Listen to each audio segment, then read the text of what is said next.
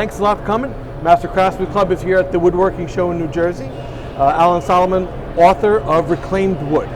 Now, you're owner also of a lumber yard in Brooklyn called Sawkill. Yeah, co-owner. Co-owner. How long you and your partner have been in business in Sawkill? About 2008. Now, I did some research on you. I don't know if we have enough time to go through the list of jobs that you've had. You've had quite the journey of different careers along the way. But have you always had a passion for woodworking or a relationship with wood? Well, I actually don't do a lot of woodworking because we have a lumber business and it's mostly selling lumber to woodworkers. Yeah, but you develop more of like a historical relationship with wood, because in your business you don't only supply wood, but you have the information of where that wood originates from. Right. But what made you even started to think about where the reclaimed wood? Because I know you get supplies of wood now from suppliers now, but then when the reclaimed wood became a term, then all of a sudden you started to do the research on where this wood came from. Right. Well, I started out, I was working on a history preservation project in Lower Manhattan. Right, 211? Pearl Street, yeah. And so all that, but that's a very historical, that's the first settled portion of Manhattan for those people who don't probably know, right? Right. Lower Manhattan is where the original settlers came and settled of Lower Manhattan, then they started to move its way uptown. Right. How Pearl long Street was actually the border of Manhattan. Oh, really? Before it? It expanded, yeah. And so you got called in on the project to work on that one, right? That was a history thing where you were trying to, you ended up working really hard to try to save that building. Right, yeah. Well, it was mostly, it was a real estate Well, they were moving the financial center there, right? Yeah. They were moving Wall Street. Yeah, they were trying to knock down this building to build a tower, and they wanted to do some historical research. And just a lot was unearthed in that process, and it looked like something worth saving. We got going on that, and they ended up preserving the facade and gutting the interior. But it was an 1830s building, so they were trashing most of it, and then a lot of lumber was coming out. It was being set aside, and then it was being put on a truck. And I was down there one day, and I saw all this lumber going on in a truck. And my dad had a scrapyard up in Boston, so I was always into kind of salvage and scrap. I'd never even heard or seen this idea of saving lumber. It was like 1999 or something. 1999 was reclaimed wood a term then on the market? I don't think it wasn't something I heard about. Yeah. And but I saw them saving it, and I was like, my God, what's going on here? They're saving the lumber. Where's that going? Yeah. So was it like giant beams? They were mostly 4 by 14 by 23 foot cross pieces, and these were like the original industrial buildings of the 1830s. This is what they framed them with. So that was the framing of the structures of those buildings in that period of time. Yeah. Now so that's Lower Manhattan where these structures were. Yeah. Where was the origin of that wood? Well, this was what they called it was kind of the original World Trade Center along Pearl Street, where the ships would come in, they'd unload their goods on the Pearl Street, and all the merchants from around the country would come. Right. So it would be shipped from where? It would. Well, the goods would come mostly overseas, but in terms of the lumber is interesting because a lot of it was coming at that time from Maine.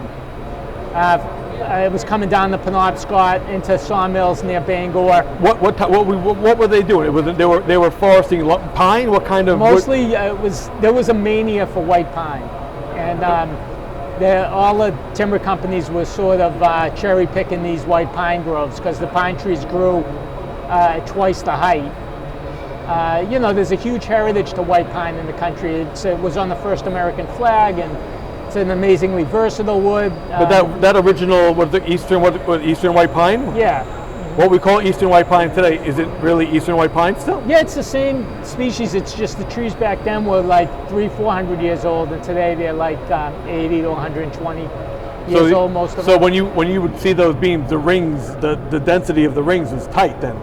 Yeah. Did it create a stronger structural wood? That's why it was used? Well, I think the main thing there, it was stable. It had very high ratings for all the the structural measurements they take. Was there any kind of treatment that they do to that wood for rot or anything at that point, or just let it dry? Did they even kiln dry wood back then? No, it was all air dried, but it's very stable wood even after 200 years in the building, 180 years in the building. These beams are. So now you see beams all over the place, fireplaces, accent pieces and structures, and I mean your shop's in Brooklyn. The revitalization of Brooklyn is incredible. All the lofts and warehouses are turned into beautiful spaces, and the trend has always been not reclaimed wood. But back then, when they were tearing out that building and they were loading those beams on a truck, where were they going? Well, believe it or not, there were people buying it. Like down south, there was a much more active. So they were on the trend of reclaimed wood well before we hit the Northeast? Yeah, because they were using it it was harder down there. We were using it for flooring. There were some very influential architects like A. Hayes Town and some of his proteges that were taking wood out of New Orleans and industrial buildings of the South. And it was really a part of the Southern heritage, but a lot of the best hard pine actually came into the industrial buildings in the Northeast. And so that was being salvaged, and there were salvage companies around New York that were getting that material, and they were sending that down south for their flooring and millwork. And then the white wood, so to speak, the white pine, spruce, hemlock, balsam fir, all these other structural woods come out of old buildings. A lot of it was being used for like heavy construction. It was probably there were probably forests that were used to make the sewers and water systems of Staten Island. So it was a vibrant at that time market from Maine for the timber old wood to come down when the building. So then it originated in Maine, forested in Maine. Is Maine still a lumber mill state where it's still a vibrant industry of there's lumberjacks a lot of wood, and stuff? and there's even people up there that salvage these old pine boards out of rivers and lakes and pull it up and sell it as river recovered old growth pine. So as far as reclaimed wood and of the period, that's wood from 18 what in Lower Manhattan? Well, the building was 1832, and the timber may have been 350 years old, 400 years old. So the pine cone that made the tree, probably fell in the 1400s. So it's clear that you became you're not a woodworker, so you don't make anything or build anything. No, but you're like one of the most incredible wood historians I've ever seen. Like you really have a passion, because you had to put a lot of time in to trace that stuff. You're looking at a building and you try. I mean, it's interesting. It's like an investigation. Too, when you see this wood coming out of this old building, like the questions you're asking, the curiosity of where did it come from and what was going on then and why were they using this material? Yeah, you're like a wood FBI guy. How did you figure it out? Yeah. I mean, how did you trace it back? There's no DNA. Was there a DNA test, or how did you even know by looking at There wasn't as much computer information, and so it took. Yeah, you couldn't look into a lot. Were you able to really look back and see like building records and see suppliers and see that is that how you traced it back with the paper trail? It was a little haphazard, and would have been much more efficient today with the internet. But I'd come across books, or I'd get like an analysis done on the wood, certain key books led me on to why they were using certain woods. So that's the Eastern Pine story, right? So that's Lower Manhattan. There was one part like that I didn't get that I just recently discovered that was a real pleasure to find. But Henry David Thoreau went up to Maine in the 1840s looking for the white pine because he wanted to see where the trees were that supplied his home. Oh, really? In Concord, Mass. And he was a naturalist, of course. So he went up there looking for the white pine and made this, canoe trip with guides up the Penobscot, in search of the white pine and kind of observing the whole landscape. He couldn't find it because but even by that time they had already taken the best white pine out it's of kind of like that industry had to migrate because they weren't big in reforestation at that point, right? They were just cutting it down? Were they into replanting? Or no. I mean, they were into doubling back and taking more is what they were into. But they, after they finished the white pine, they realized that, you know, the spruce trees and the fir trees, a lot of those are good too. So they came in and they cut, and those supplied a lot of like the row houses and the tenements for the city at the smaller scale. So why I say it's the Eastern pine story. Are there any other species of wood that have a great story like that, or that you trace back and have a historical significance? Because now, as a woodworker, I get the joy out of making stuff and seeing stuff, but then I can totally see the impact wood has had on society from dating back hundreds and hundreds of years. It's been the source of heat when we needed fire. It's been the source of shelter when we needed structure. Now it's the source of design, and so many people work with it now. And I mean, you're in your business. Obviously, construction is a big part of your business, but do you still see the woodworker guy comes in there and has a story about wood and is looking for that specific species of wood, or wants that reclaimed for that design project they're working on? Yeah, well, if Klaus was here, you know, he'd talk a lot about your co-author, the co-author of the book. Klaus Armster, yeah, and because he has a tremendous variety of materials, of woods that come from all over the country and the world that are reclaimed. Do you have to become like the wood hunter? You have to go out there and find those barns that have to be torn down? Do you got to go out there and meet the guys that, hey, listen, I just came across this stash? And is it dealings like that happen? Basically, yeah. Basically, is it competitive in that way? Like, oh my God, this is a great looking. This wood is in really good shape, and it's really good. And is it? How do you then, when you see reclaimed wood, how do you then price it out? Well, what? I mean, it's a long question, but I mean, one thing Klaus has emphasized in the beginning is looking at the wood itself, and that's one thing woodworkers really. The aesthetics. The aesthetics, the old growth coloring, the rough sawn look, the hues and the markings and the figure that is specific to old growth wood. And the square nail holes and all the little things that. Yeah, well, that's the other layer of it. But he really looks for, the highest quality old growth woods, redwood from wine and vinegar and pickle tanks, or old growth Douglas fir from Worcestershire sauce tanks, cypress vinegar tanks. What was the? I played around with some finishing. I did a board today that I use a vinegar and my own weather wash thing. What was the other thing you said? Well, there's a lot of the highest grade old growth woods come out of these storage tanks, and they can be very large tanks. So so similar to like the old water towers in Manhattan. Yeah, the water towers. So and that's pickled. They use them for processing pickles, Worcestershire sauce, wine, vermouth, brandy. And in that process, the wood absorbs and takes the patina or coloring from that process of storing. And that then that's considered because it's few and far to find those lots with that wood, gives it a higher price tag. It gives it somewhat of a premium, but pricing and reclaimed wood is a whole other discussion, because there's a lot of it's very labor intensive process, as you can imagine, for removing nails, and the economics of working in the business is very different, because you tend to buy wood when it's available and not when you need it. And well, you're obviously educated, highly educated in the wood industry. How many is there?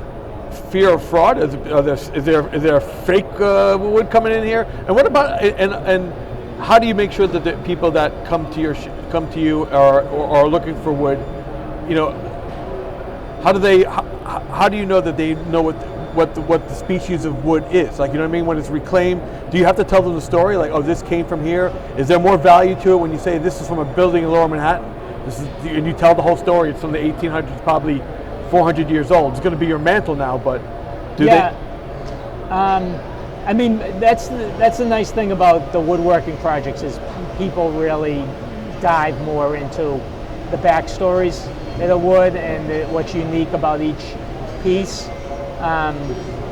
And the architectural projects are great as well, but it's a little bit more about its role in the design context of a place. And so you've put in the hours of studying and historically tracing back wood from that was built in Manhattan. What was the one thing that when you came across that even surprised you, who knows almost everything about wood?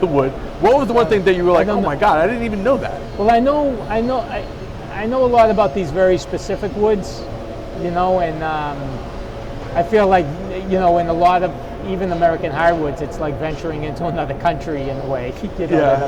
I'm far less familiar with it. So would there be a follow-up to your reclaimed wood book then? You're going to start going? I don't know. There was so much that went into this. It's hard to think about another book. But just one thing relative to something you'd said earlier about that was a reason why the book was done, especially from Klaus's perspective, was that Reclaimed had really become attached to this rustic quality, and that defined reclaimed wood, whereas Klaus has always said, reclaim not rustic, and that what is more as special as this kind of patina age is the old growth figure and grain in the material. So because rustic could be something that could be done in design and faked with a little bit of stain, or complete people who play around and make it a rustic look.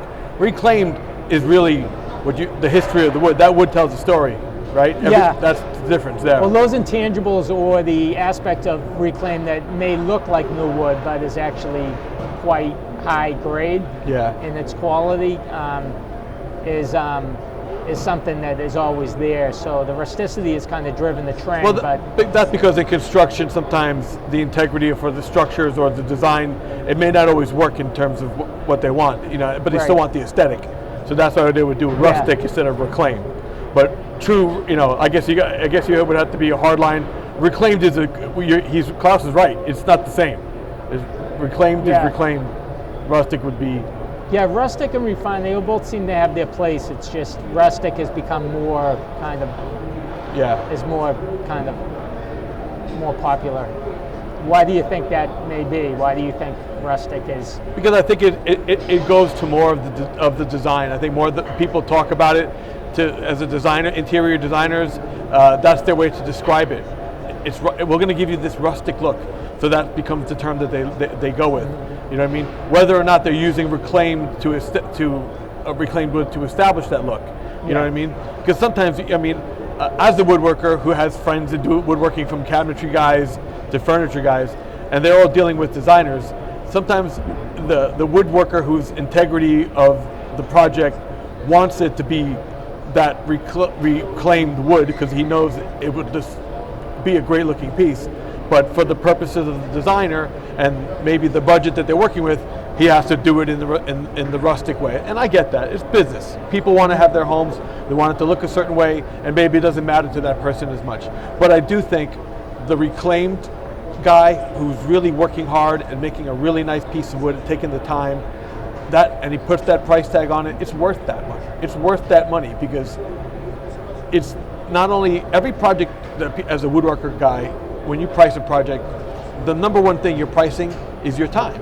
Time is your most valuable commodity, and when you give of your time, it's valuable. So you have to put that value. And when you're dealing with reclaimed wood and you really want to make that aesthetic look good, you're going to have to put the time in for that. Mm-hmm. You know what I mean? So I think that's what it makes a huge difference. Alan, thanks so much for doing this. I really appreciate your time. I hope the book does well, and I hope there's more stories to come with wood. I'm into it. I like it. Appreciate it. Thanks so much, Hardy. Thank you for having us.